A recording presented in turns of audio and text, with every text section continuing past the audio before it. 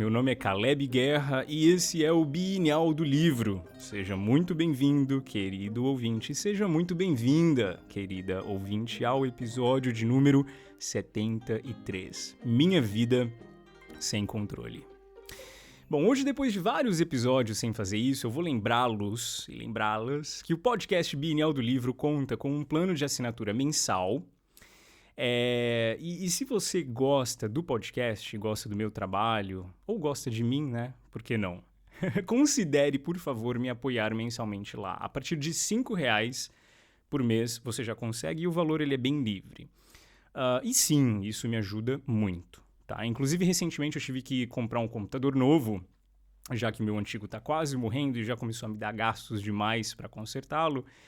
E eu tenho sempre que considerar alguns gastos que eu acabo tendo com o podcast para tomar essas decisões financeiras grandes, né? E foi graças a um valor que eu tinha disponível para sacar lá na plataforma Catarse, né, onde está disponível esse projeto de assinaturas, que eu me senti confortável para agora, nesse olho de furacão, ir lá e comprar um computador novo sem muita preocupação. Enfim, então além de ser um carinho, né, um afago na alma, saber que você está tão contente com o meu podcast a ponto de financiá-lo, eu realmente acabo usando bem esse dinheiro que entra por aqui, tá bom? E aproveito o espaço aqui agora para agradecer você que já assina, né, e já faz parte do grupo no WhatsApp para assinantes, né, do Bienal do Livro chamado Clube do Bienal. Vocês são uns queridos, vocês são umas queridas, tá? Esse episódio aqui, inclusive, ele foi feito pensando a partir de uma questão que surgiu lá no grupo, por um dos integrantes do grupo. Uma resposta, na verdade, que eu prometi ali no grupo que daria o mês passado e que poderia ter sido dada em um áudio de 3 minutos, mas preferi fazer esse episódio de 1 hora. É isso. Sem mais delongas, vamos ao episódio.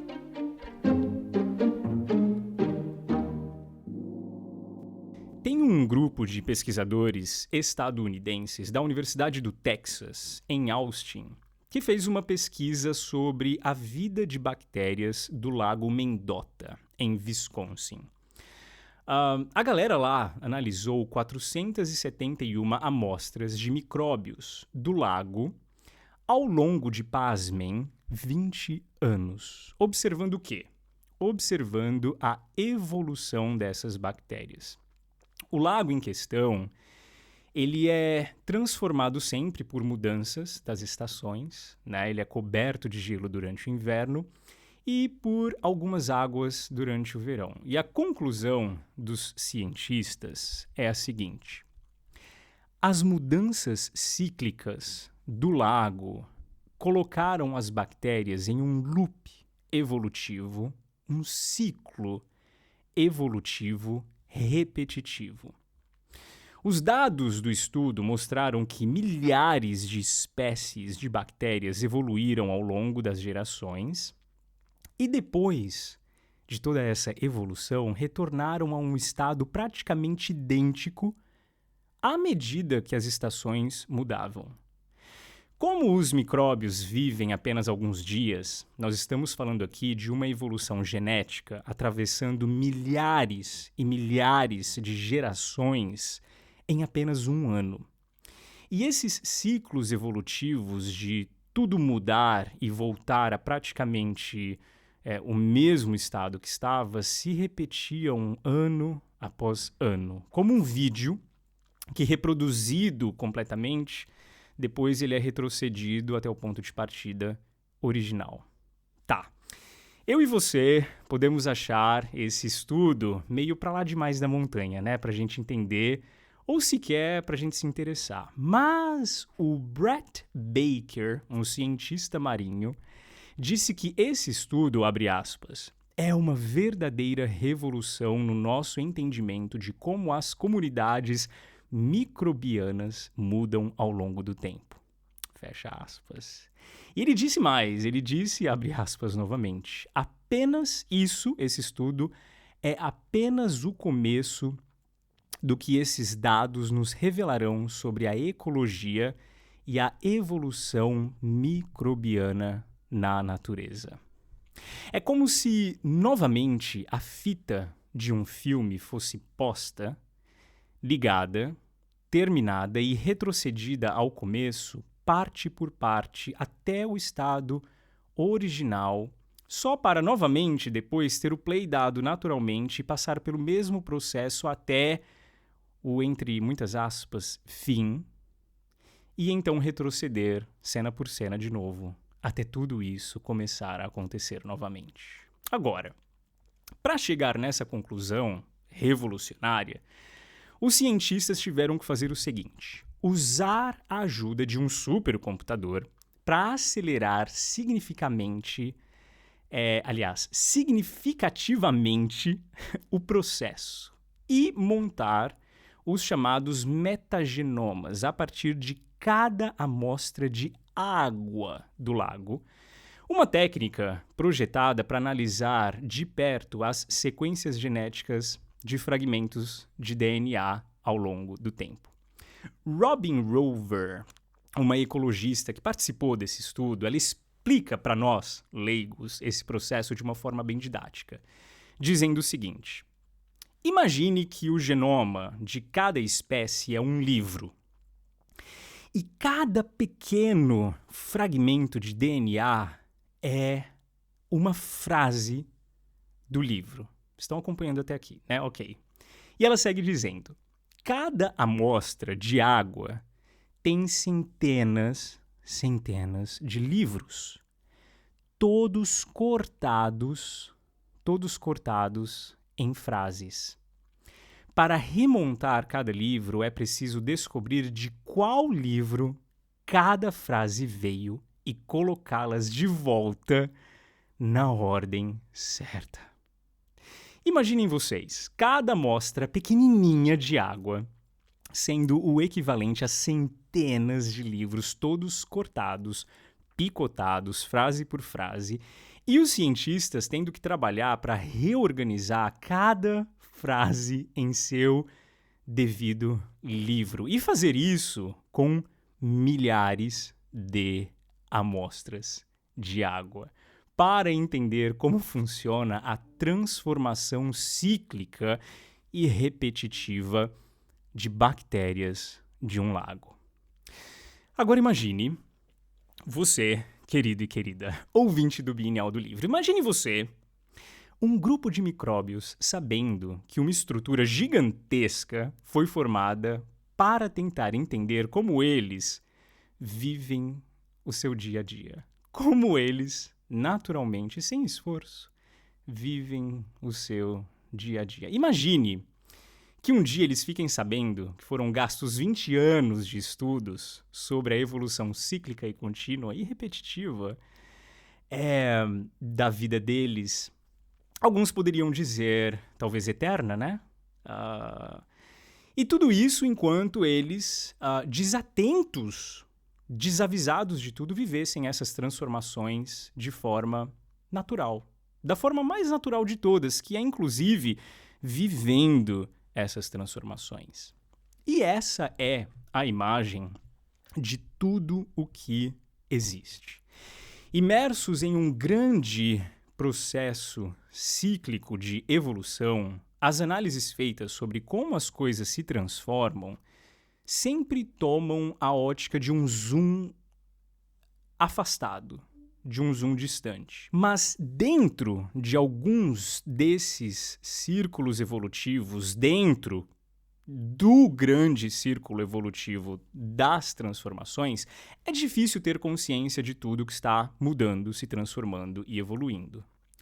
Imagine uma conversa entre micróbios sobre o sentido da vida, por exemplo. Eles, que têm uma expectativa de vida de dias, imagine eles, um micróbio ali sentado, entediado, falando para o outro: ai, mas nada na vida muda, nada nunca muda, que saco, que tédio de vida.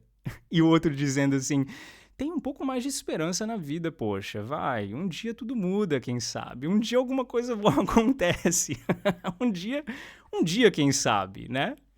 Mas esse é o primeiro ponto. tudo, quer micróbios sintam, saibam ou não, está mudando. Enquanto você vive, percebe ou não, nada está exatamente da mesma forma que esteve, como da última vez que você se deu conta de que nada estava igual, estava. E tudo vai estar diferente de como está agora, quando você pensar sobre isso da próxima vez. E tem mais uma coisa. Quando as coisas parecerem ter voltado ao estado que eram antes, é só porque tudo o que muda não está mudando de um ponto para o outro, de um começo até um fim. Tudo que muda está mudando de dentro para fora, fazendo a curva e voltando novamente para dentro, só para, novamente, fazer uma outra curva para fora, mirada para dentro.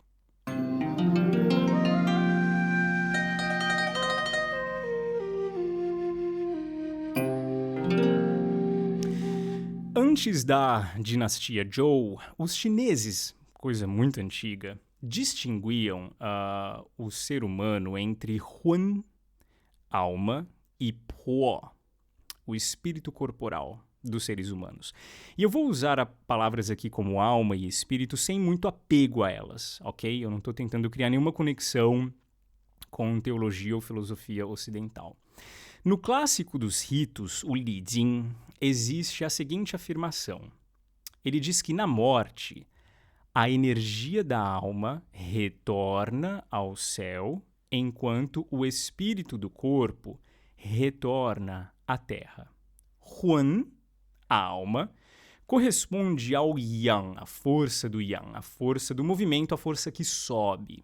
E Po, o espírito corporal, corresponde ao yin, a força e energia do yin, que é estática e desce. Juntos, Huan e Po formam o ser humano.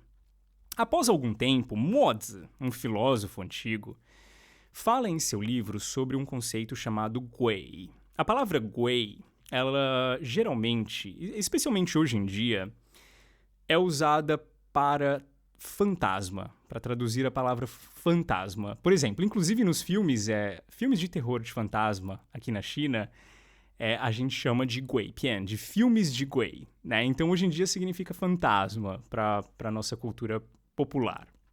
E eu vou usar a palavra Gui aqui no sentido que o Mozi usava naquela época, que significava espírito, tá? Gui sendo espírito. E ele diz o seguinte no livro dele. Os espíritos do passado e do presente não são diferentes. Existem espíritos do céu, também há espíritos das montanhas e das águas, e também há pessoas que, após a morte, se tornam espíritos. Então nós temos aqui Tiangui, né, o Gui do céu, Digui, o Gui da terra, e Zhanggui, o Gui de pessoa, o Gui do ser humano. 3 tipos de Gui. Nós temos os deuses celestiais, os espíritos celestiais, que incluem o sol, a lua, as estrelas, o vento, a chuva, o trovão e os relâmpagos, né? Inclusive, bem como todas as divindades que governam o destino, né, e a ordem cósmica, né, isso falando na mentalidade chinesa. Nós temos os espíritos terrestres, né, que correspondem a o que são hoje divindades, né, divindades das montanhas famosas, dos grandes rios e dos lagos imponentes, e os espíritos dos ancestrais, que referem-se às almas dos antepassados e aos ancestrais venerados. Perfeito. Tendo isso como cosmovisão, os antigos também, claro, tinham muito uma questão com a busca pela imortalidade, né? A busca pelo que seria continuar vivendo ou existindo após a morte do corpo. E por vida, eu definiria isso, o estado de ter experiências com o mundo, no universo, tendo consciência de si. Por vida, eu definiria o estado de ter experiências com o mundo, no universo, tendo consciência de si. Huainanzi, um filósofo taoísta antigo, descreve como foi esse processo de encontrar a imortalidade para um rapaz chamado Chi Songzi. Ele diz o seguinte: o príncipe Xiao e Chi Songzi praticavam técnicas de respiração, expelindo o velho e absorvendo o novo, abandonando o corpo e a inteligência, abraçando a simplicidade e retornando à essência. Assim, viajaram nas profundezas misteriosas e alcançaram os céus. Tem duas coisas interessantes aqui sobre essa história do Chi Songzi ter encontrado a imortalidade. A primeira é que imortalidade, ou vida eterna, se você assim preferir, significou nessa história o esquecimento do próprio corpo. Um esquecer-se de si. E a segunda é que imortalidade, nessa história, é um estado onde, na mesma viagem, existe a capacidade de viajar pelas profundezas do mundo e, ao mesmo tempo, alcançar os céus. Viajar nas profundezas do Gui, certo? Da Terra, e alcançar o Gui dos céus. Tudo isso usando o quê? O Gui do ser humano.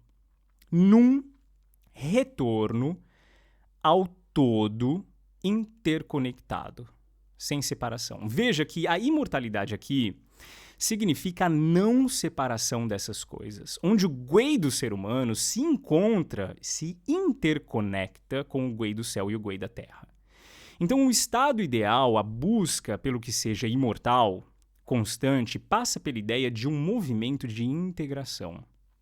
Existe a noção de que a vida humana, né, a sua e a minha, por exemplo, fazem parte desse ciclo cósmico, um ciclo que se movimenta na missão de autointegração. O rumo da vida, então, é a integração, atingida, idealmente, talvez, por um movimento rotatório de coisas que saem do lugar, que se deslocam de onde estão, em busca da interconexão perfeita entre elas. Só então para voltar ao lugar onde estavam, depois desse giro de tudo. Agora, uma coisa é fazer parte de tudo isso. Outra coisa é ter consciência desse ciclo.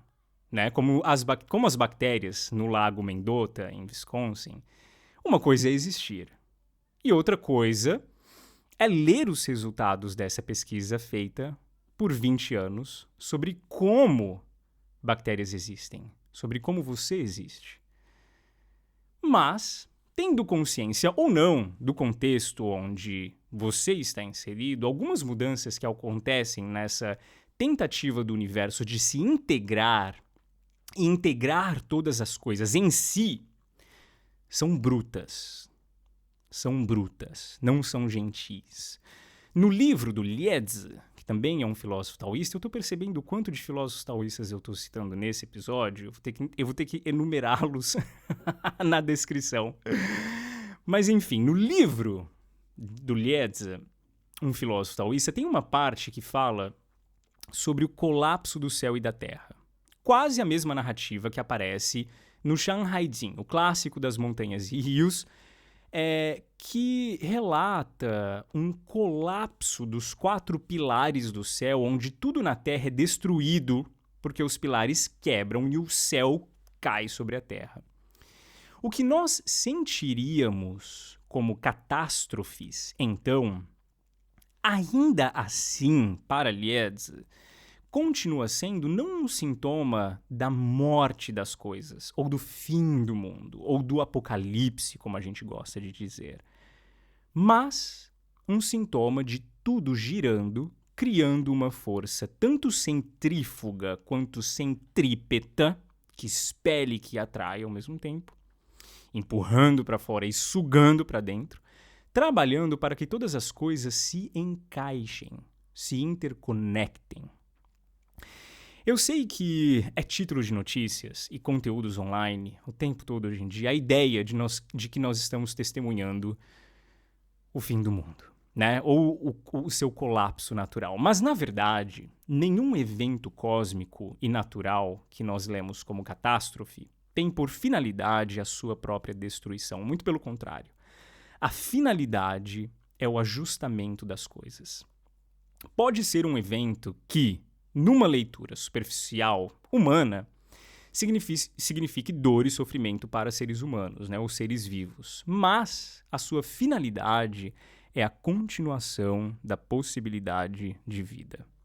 Mesmo aquilo que significa o que nós chamaríamos de morte, né, ou descontinuação da vida, é, na verdade, mais uma mudança de forma na experiência de existir. Nada nunca acaba. O fim é sempre o próximo ponto de partida. O fim é sempre o próximo ponto de partida. Lao Tzu, né, o grande filósofo taoísta, dizia que todas as coisas florescem juntas e eu observo seu retorno, pois os seres se multiplicam sem cessar e cada um volta à sua raiz. Retornar à raiz é encontrar a quietude, e isso se chama voltar ao destino. Voltar ao destino é a lei eterna.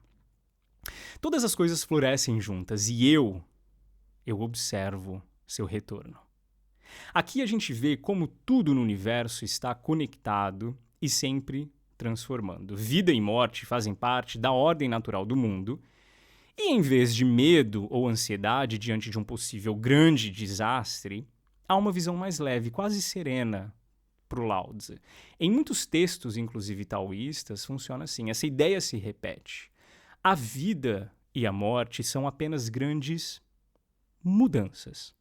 E o mais sábio é encará-las com desprendimento, sem resistência tanto à morte quanto à vida. Todas as coisas florescem juntas e eu observo o seu retorno.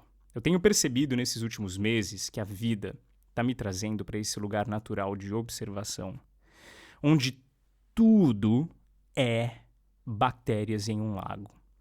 E de onde é fácil perceber que a vida, enquanto vivida nesse estado de não integração completa, é vivida de encontro com coisas que você não controla. É vivida frente a frente com o descontrole. Como diria Shakespeare, se ele fosse um ouvinte aqui do Bienal do Livro, há mais coisas entre o yin e o yang do que pode imaginar nossa vã filosofia.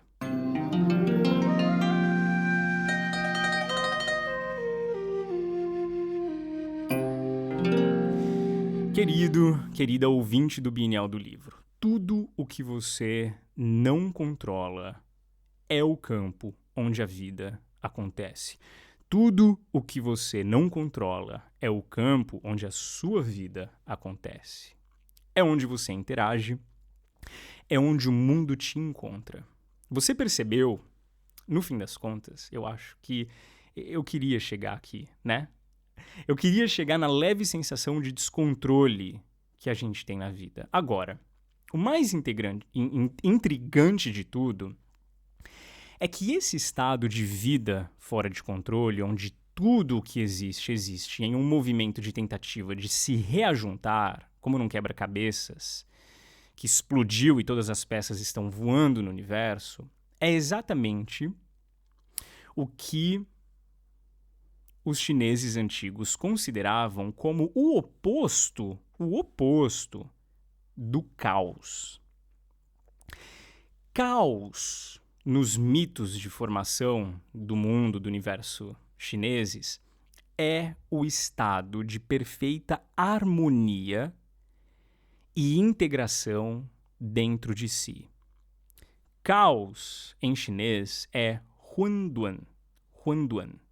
Huan Duan, além de ser um ser lendário, mitológico, um ser sem rosto, na mitologia chinesa descreve o caos primordial e central. Algo comparado com um ovo cósmico.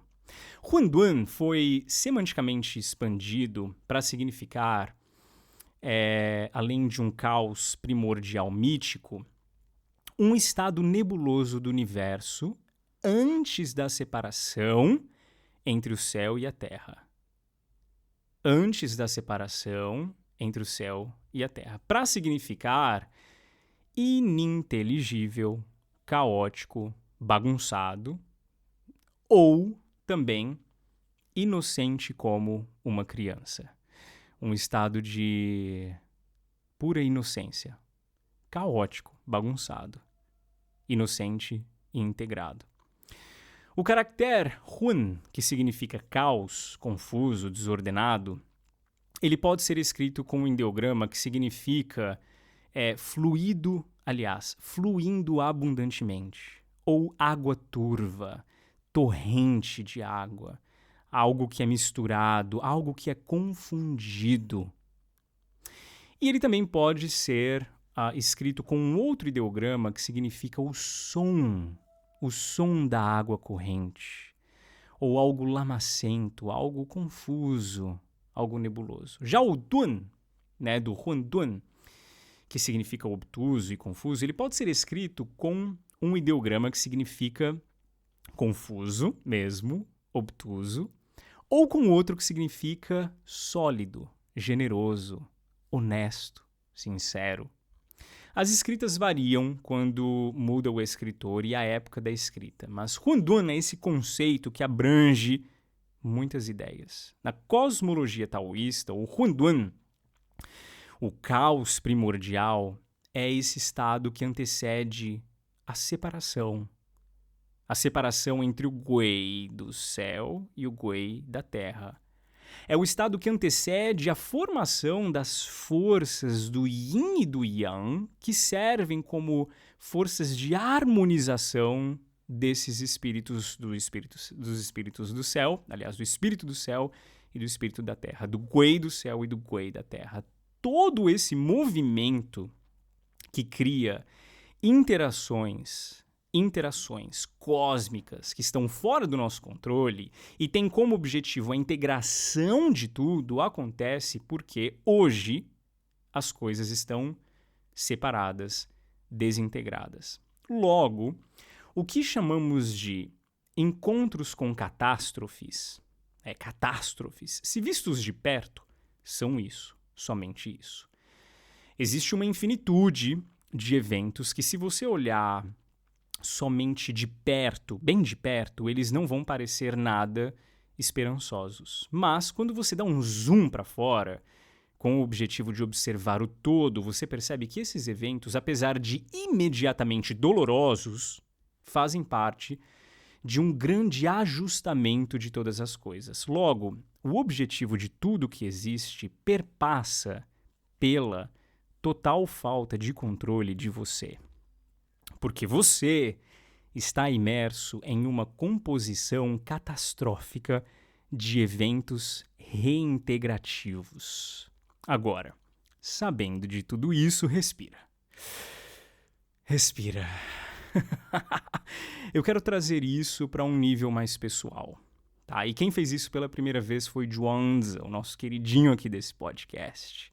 Zhuangzi. E Zhuangzi explica tudo isso de uma forma bem personificada. Ele conta uma história onde Huan Duan é um personagem, ele é um imperador. E Huan Duan, então, um ser mítico sem rosto, né? Ele não tem rosto. Ele vivia no centro e tinha dois outros soberanos. Um soberano chamado Shu, governante do sul, e o Hu, governante do norte.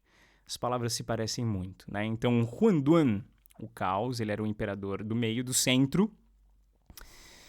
E ele vivia, então, perto do Shu, o governante do sul, e do Hu, o governante do norte. Esses dois outros reis, né, esses dois outros governantes, eles frequentemente visitavam a Huan-Duan.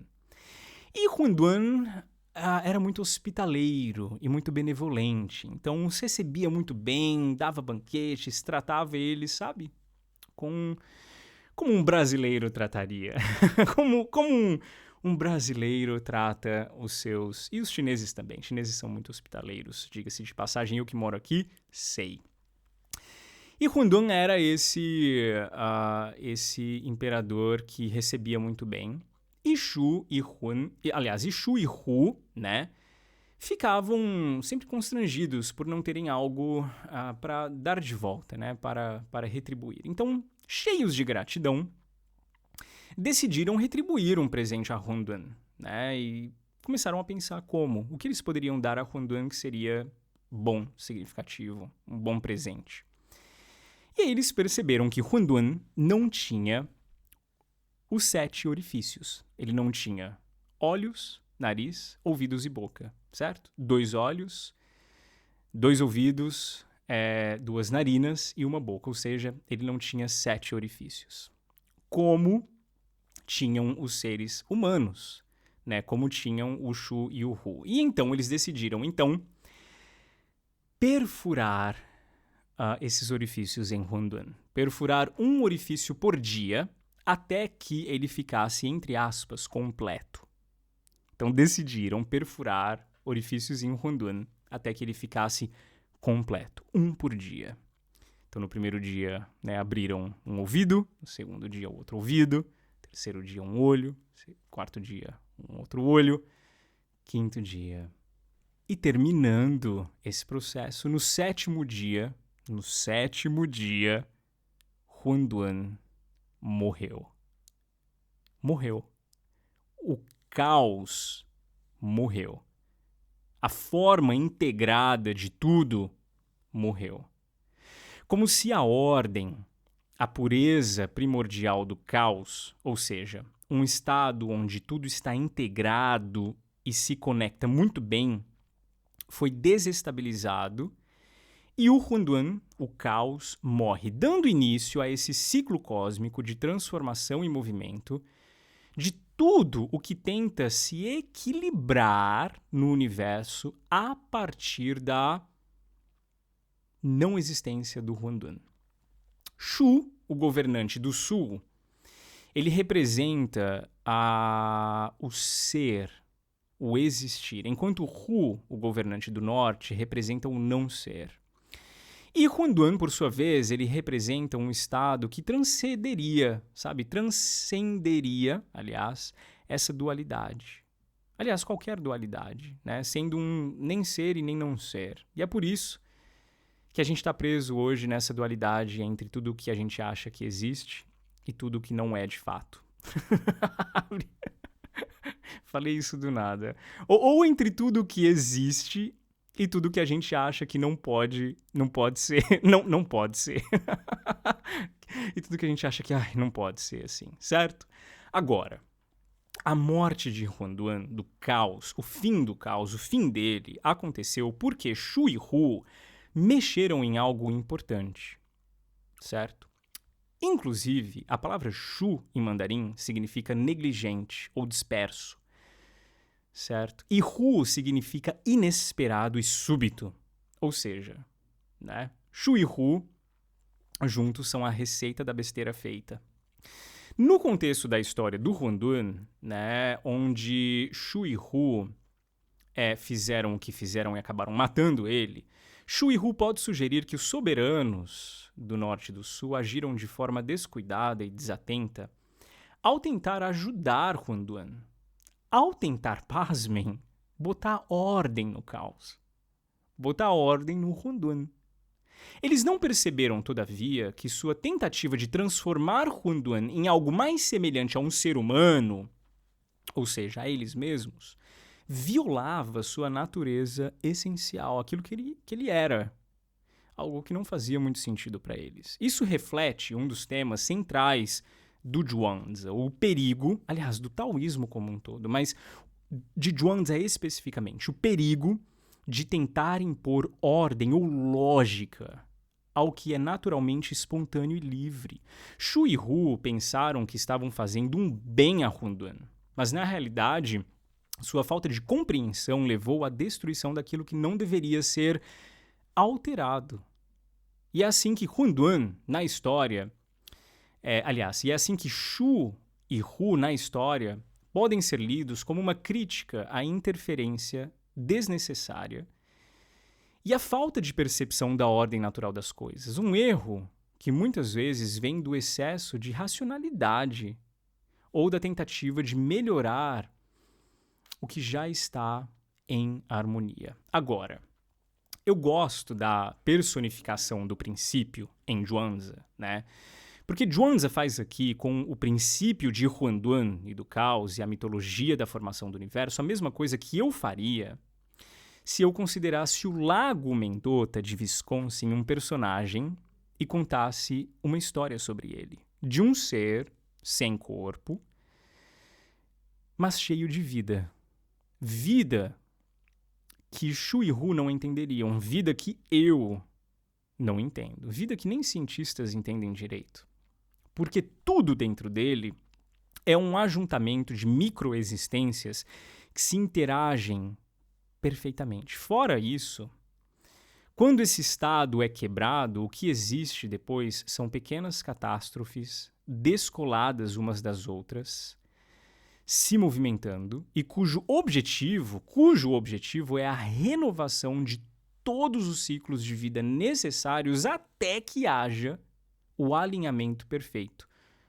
Como diz a lenda que um dia foi integrado, inteiro, perfeito. O erro de Shu e Hu foi não conseguir entender que havia uma forma de vida diferente da que eles conheciam, ainda que essa forma de vida fosse estranha e alheia. E a forma como eles lançaram mão de transformar Huanduan, o caos, foi destrutiva à ordem das coisas e gerou a sua morte. E a partir da quebra dessa ordem, tudo é imprevisível. Shu e Hu compararam Huanduan e sua existência incompreendida consigo mesmos e tiveram uma certa pena dele. Né? Ai, como será viver uma vida sem boca, nariz, ouvidos e olhos? Né? Uma vida sem os prazeres que esses orifícios proporcionam. Agora, você pode estar se perguntando, mas Caleb, o que é que tudo isso tem a ver comigo?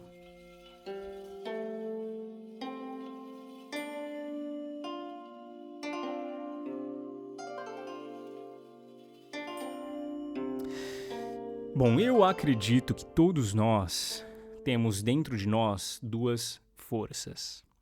A força do Huanduan, do caos primordial, cuja ordem é tranquilidade, paz, decantamento e nivelamento de tudo, sabe? E a segunda força é a força do movimento, que está programada para acontecer em busca desse estado de paz, tranquilidade, decantamento e nivelamento de tudo. A gente vive na dinâmica do já e o ainda não. Nós já sentimos que o objetivo da vida é o Huanduan, a paz, e que a gente precisa desse estado de tranquilidade, mas vivemos sob a força do movimento. Huanduan já, porque a gente já consegue acessar e ter resquícios dessa programação interna na nossa vida, mas movimentos catastróficos já também, porque a total pacificação de nós mesmos e tranquilidade existencial não vai acontecer sem uma sucessão de pequenos eventos que se deslocam na tentativa de se alocarem novamente. Porque a gente vive uma vida na esperança da previsibilidade do ser. Porém, vivendo na dinâmica cósmica do descontrole catastrófico. Por quê? O mundo deixou de ser um estado integrado em si, de ordem perfeita, para se dissolver em uma infinitude de partes que se buscam eternamente. E aqui está a verdade. Partes que se buscam por estarem desencontradas. Nós vivemos o desconforto desse desencontro. Veja você que as forças que operam na sua vida são de partes tanto externas quanto internas.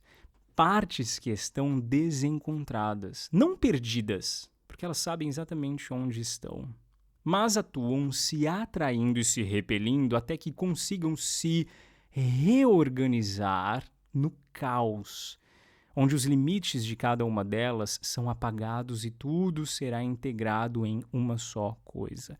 Uma só coisa é caos. Uma só coisa é Huanduan. E uma só coisa é o fim de tudo. E essas partes se chocam. E a gente sente isso dentro de nós. Querer uma coisa e fazer outra, sabe? Querer uma coisa e só conseguir fazer outra. Paulo, na carta dele aos Romanos, o que veio a ser o 6º livro do Novo Testamento da Bíblia Sagrada, diz que não consegue fazer o bem que deseja, mas o mal que ele não quer, ele faz.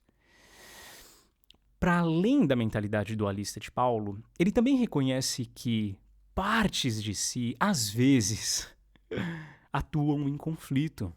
E esses conflitos, no taoísmo, eu chamo de catástrofes. Catástrofes não tendo como fim a destruição de tudo, mas a reintegração do caos. A pergunta é, qual é a catástrofe necessária para você chegar ao caos que precisa? Qual é a catástrofe necessária para você chegar ao caos que precisa?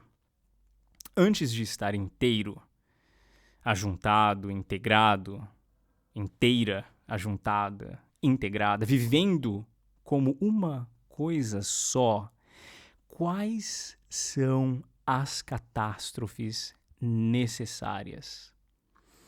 Eu não sei se você consegue explicar todas as pequenas catástrofes da vida na ótica de tudo que deseja se reintegrar, mas você pode tentar. A capa desse episódio, que você consegue ver aí na sua plataforma onde você está escutando ele, é uma obra de arte. É uma obra de arte feita pela artista Lucinéia Guerra.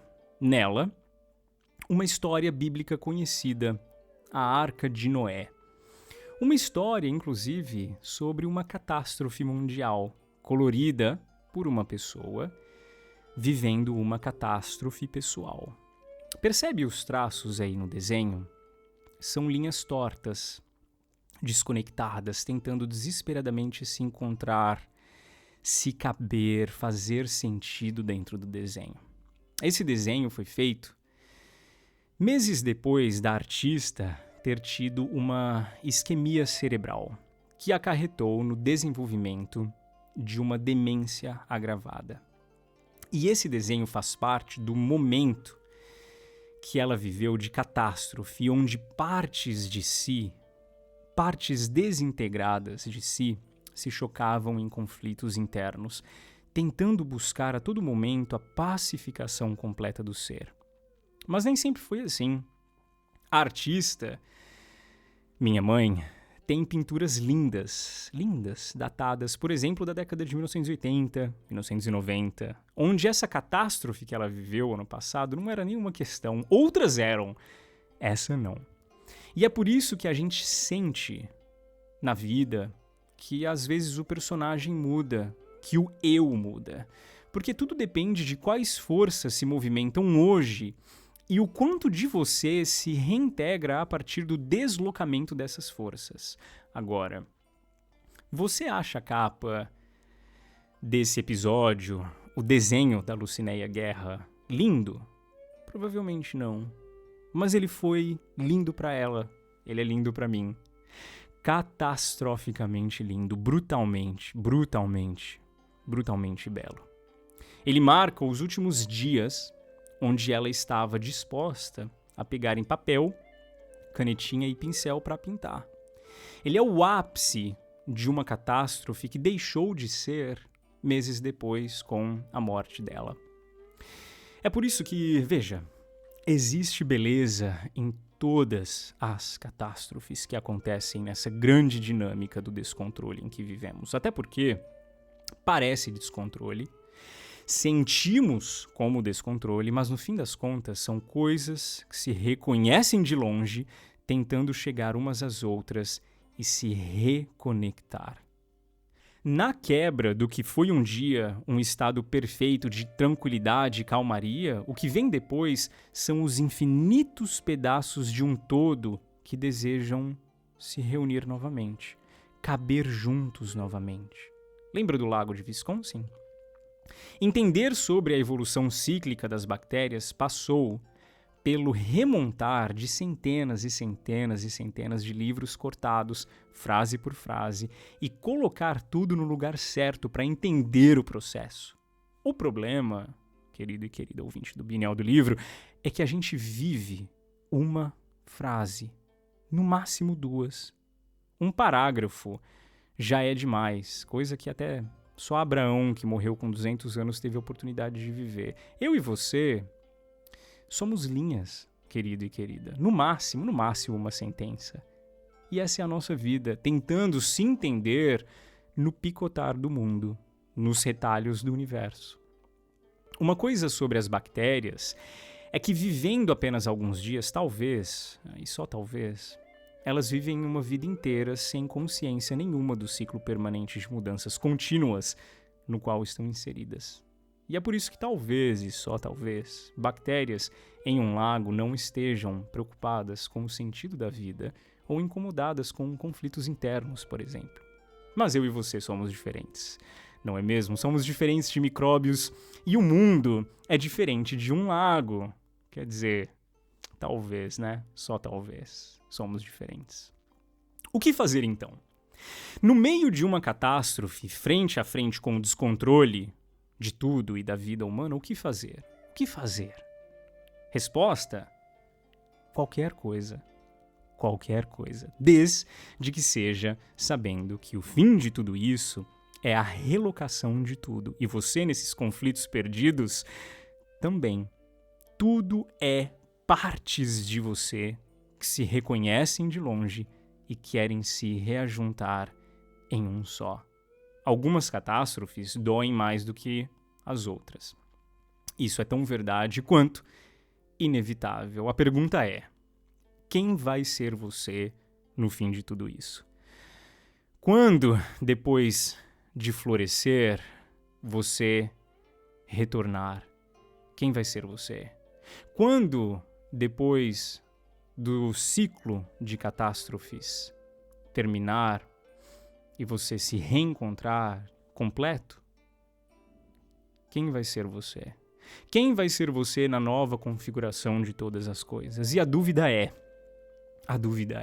quanto do futuro você consegue viver agora? Se o futuro é tranquilidade e paz, algo que alguns chamam de paraíso ou céu, qual é a quantidade desse estado perfeito de integração de si mesmo com o céu e a terra e todas as outras coisas? Qual é a quantidade desse estado perfeito de integração você consegue antecipar e fazer virar realidade na sua vida? Respira. Respira fundo. O futuro não existe do outro lado da porta. Ele nasce dentro de você.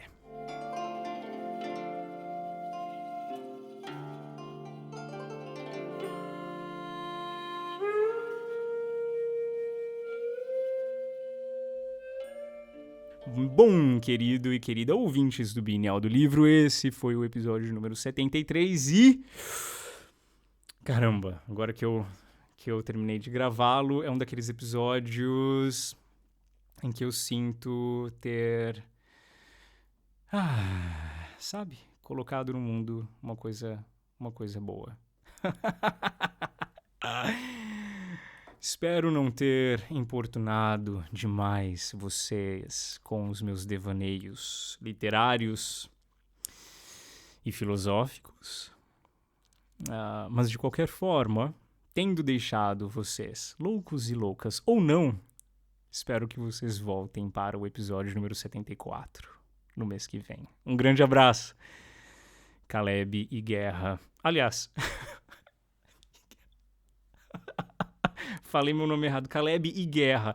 Esse episódio entrou na minha cabeça. Caleb e Guerra. Caleb e Guerra. Caleb em Guerra. Caleb em Guerra aqui pra vocês. Cheio de conflitos. Como o mundo. Cheio de conflitos nessa vida descontrolada. Um grande abraço. A gente se vê na próxima.